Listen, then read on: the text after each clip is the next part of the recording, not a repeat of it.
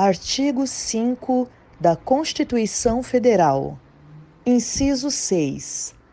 É inviolável a liberdade de consciência e de crença, sendo assegurado o livre exercício dos cultos religiosos e garantida, na forma da lei, a proteção aos locais de culto e às suas liturgias. Inciso 8. Ninguém será privado de direitos por motivo de crença religiosa ou de convicção filosófica ou política, salvo se as invocar para eximir-se de obrigação legal a todos imposta e recusar-se a cumprir prestação alternativa fixada em lei. Porque na comunhão você se conscientiza da presença de Deus e ali você libera o perdão sobre as pessoas, principalmente família, irmãos da igreja. Tem que ter essa prática. O Jesus mencionou o perdão, né, no Pai Nosso. Então, aí a pessoa romantisma. Você vê, o diálogo deles aqui foi simples e direto, né? Aqui, ó. A multidão interrogava. Que faremos, pois? Você acabou de chamar a gente de víbora. O que a gente faz então para mudar? Primeiro, lá no verso 8, ele fala assim: produz fruto digno de arrependimento. Ou, em outras versões, produzir frutos que mostrem o seu arrependimento. A mudança de uma pessoa ela é demonstrada no fruto, tá? Não é na declaração dela.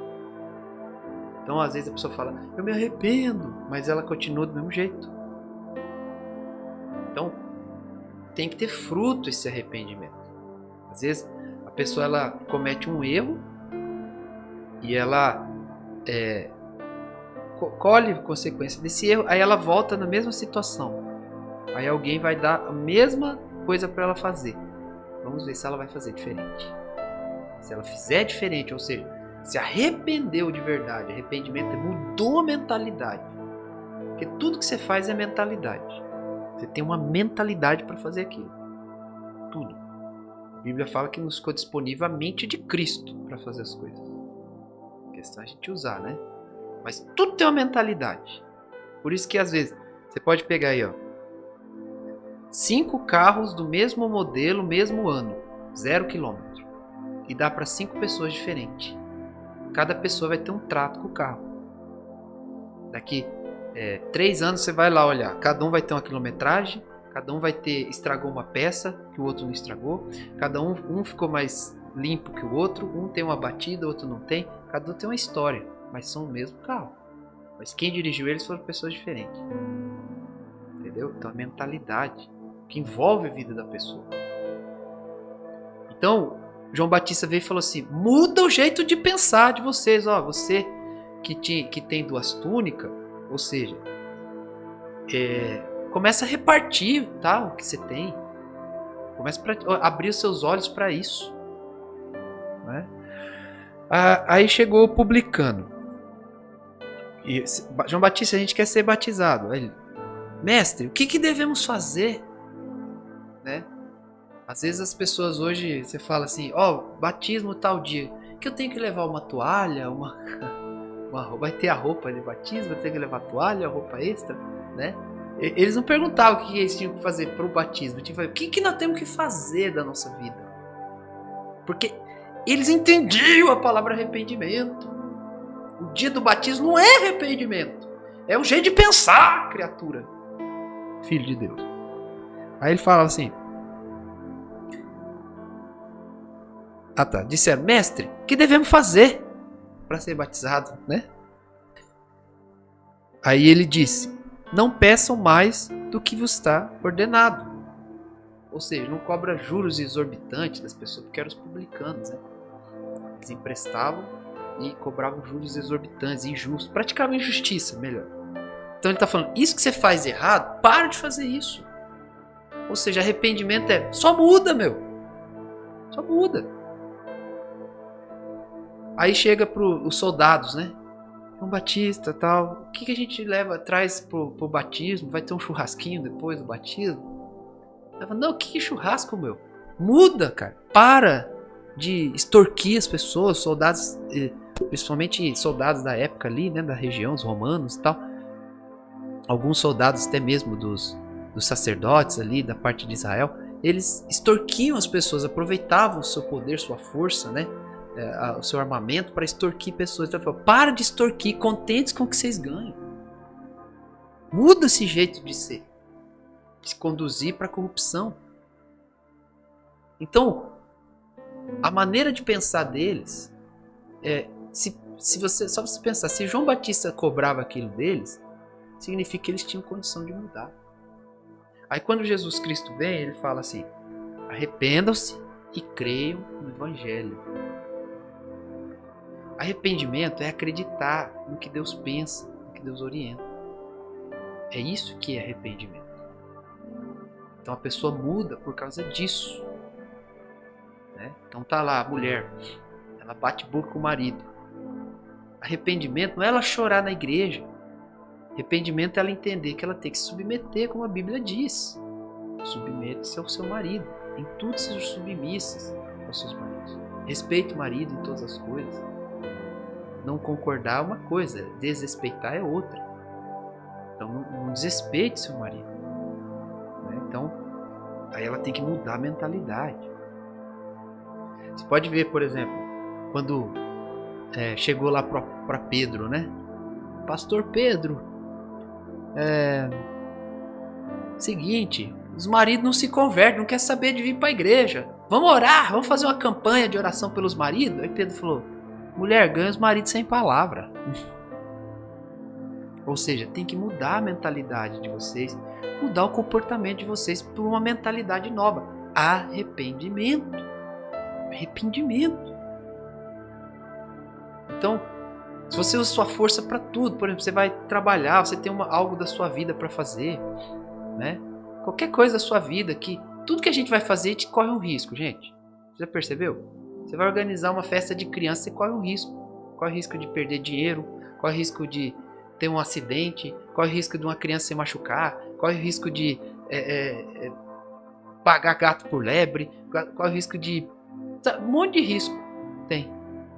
Mas que custa o cristão vai fazer um aniversário pro seu filho? Ele orar, consagrar a Deus, Senhor, abençoa essa festa. Né? Aí abençoa até mais, ele fala: eu vou chamar o pregador, o meu líder de grupo, ou o pastor da igreja para pregar aqui para os pais dos meus filhos, vou consagrar para o Senhor, os pais dos amiguinhos do meu filho vão vir, o pastor vai ser usado por Deus. Então ele consagra a Deus aquilo. Que custa ser assim?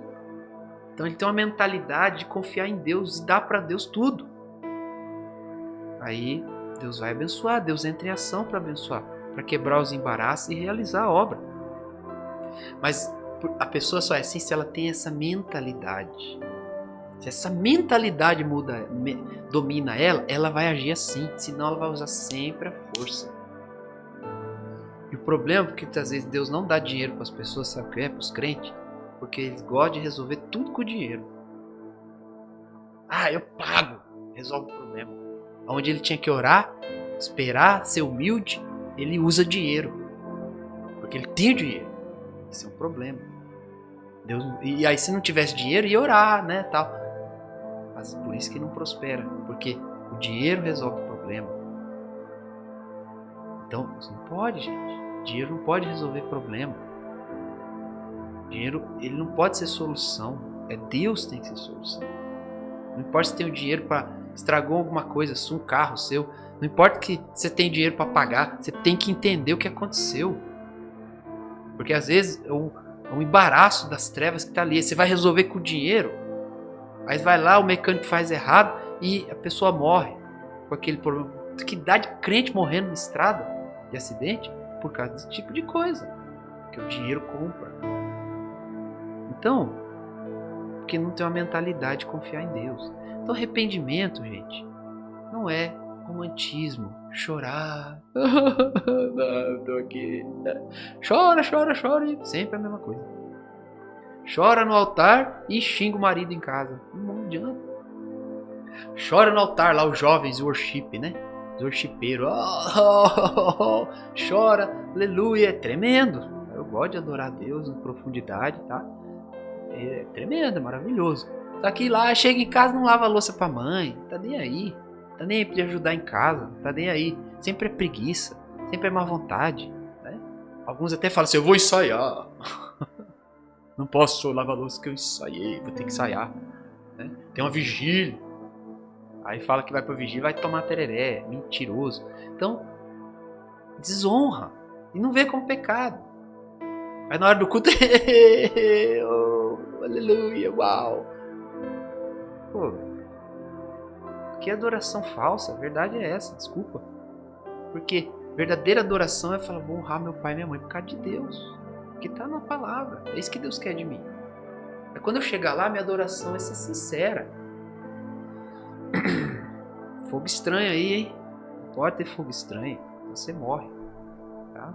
Mas vai ler lá os ofícios dos sacerdotes. Então, arrependimento é mudar. Às vezes a pessoa está tão presa. Deus dá um caminho de sabedoria. Às vezes a pessoa está tão presa, ela não consegue ir na igreja, ela não consegue orar, está presa com pensamento impuro, mentira, medo, insegurança, aí começa a vir doença, problema financeiro, irresponsabilidade. Sabe o que é a primeira coisa que ela tem que mudar, por causa da palavra orientando? É fazer isso que João Batista falou.